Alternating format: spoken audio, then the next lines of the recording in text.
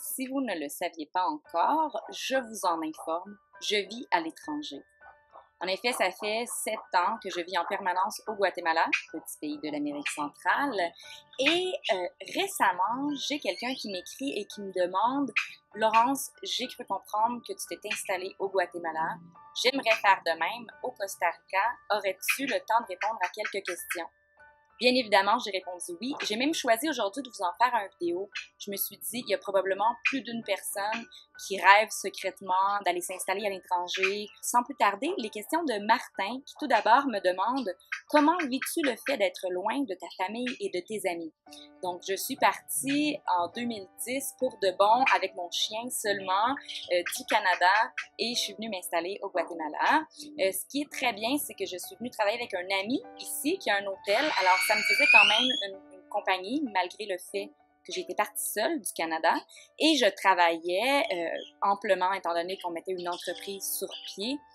Donc, le temps de m'ennuyer au départ, pas vraiment. Par la suite, j'ai connu mon mari qui est d'ici et sa famille est devenue la mienne. Alors, ma famille à moi en tant que telle, aujourd'hui avec Skype, avec Facebook, on se parle régulièrement et je crois vraiment que ça nous fait oublier le fait qu'il y a une certaine distance. Je crois que ce qui me manque, c'est peut-être plus les parties de famille, Noël, jour de l'an. C'est quand même en 2007 la dernière fois que j'ai fêté Noël et jour de l'an en famille au Québec. Donc ça, c'est quelque chose qui me manque. Et ce qui me manque aussi, c'est de m'exprimer en français. Et donc, c'est majoritairement en espagnol ici que je m'exprime jour à jour. En anglais, beaucoup aussi, étant donné que j'ai une agence de tourisme, alors je reçois beaucoup d'étrangers avec qui j'échange en anglais. Et j'admets que quand j'ai des touristes francophones qui viennent à ce moment-là, je parle un peu plus, j'en profite parce que ça, c'est quelque chose qui me manque, de pouvoir m'exprimer en français. Ensuite, Martin me demande, avec ce que tu sais maintenant, est-ce qu'il y a quelque chose que tu ferais différemment? Oui, ce que je ferais différemment, c'est la procédure de résidence à l'étranger. Donc, peut-être que vous savez déjà, quand on visite des pays étrangers, on nous donne un certain nombre de temps qu'on a le droit d'être dans le pays. Pour le Guatemala, on parle de 3 mois. Ensuite, on peut payer pour avoir 3 mois de plus. Suite à ça, on doit sortir du pays. Donc, moi, j'ai fait ça pendant plusieurs années. Au lieu de demander ma résidence permanente depuis le début, ce que je faisais, c'était sortir du pays, payer, sortir, payer. Alors oui, s'il y a quelque chose que je ferais différemment, c'est de faire ma demande de résidence plus rapidement, peut-être pas dès le départ, mais vraiment plus rapidement.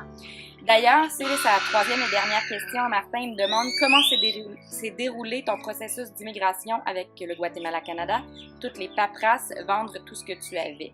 Alors oui, évidemment, tout ce qui est bureaucratie pour la demande de résidence, c'est un peu long, si je pourrais dire, et il y a beaucoup de papiers à accumuler et c'est très important, en fait, dépendamment du pays où vous allez souhaiter vous installer, de vous informer qu'est-ce que le pays vous demande d'avoir comme papier de votre pays d'origine et à ce moment-là, d'avoir les étapes, parce que généralement, les papiers qui viennent du Québec, du Canada, doivent être traduits dans la langue du pays où vous allez vivre et aussi légalisés par diverses personnes. Alors, c'est très important d'en prendre note, de savoir qu'est-ce qu'il y a à faire pour chaque pays. Pour ma part, au Guatemala, j'ai fait affaire avec un avocat qui, lui, disait « Tiens, tu dois avoir tel papier, ici, ça », faisait les allers-retours pour moi et ça m'est vraiment convenu. Et alors, en tout et partout, pour vous donner une idée, ma résidence au Guatemala m'a coûté environ 1500 $ canadiens, avec les frais d'avocat et les frais de résidence, bien sûr. Ensuite, on me dit que c'est ça, il cherche à avoir plus d'informations, en fait, et me remercie beaucoup pour mon temps. Merci à toi, Martin, de m'avoir posé ces questions. Je pense que c'est d'excellentes questions. Ça peut en aider plus d'un une fois qu'on s'installe à l'étranger, effectivement, qu'il y a des défis à relever. Et moi, si j'avais quelque chose à suggérer, mon dernier conseil, ce serait que si ça vous intéresse, vous avez envie d'aller vivre à l'étranger, eh bien, faites-le parce que c'est très enrichissant et ça va vous faire grandir énormément.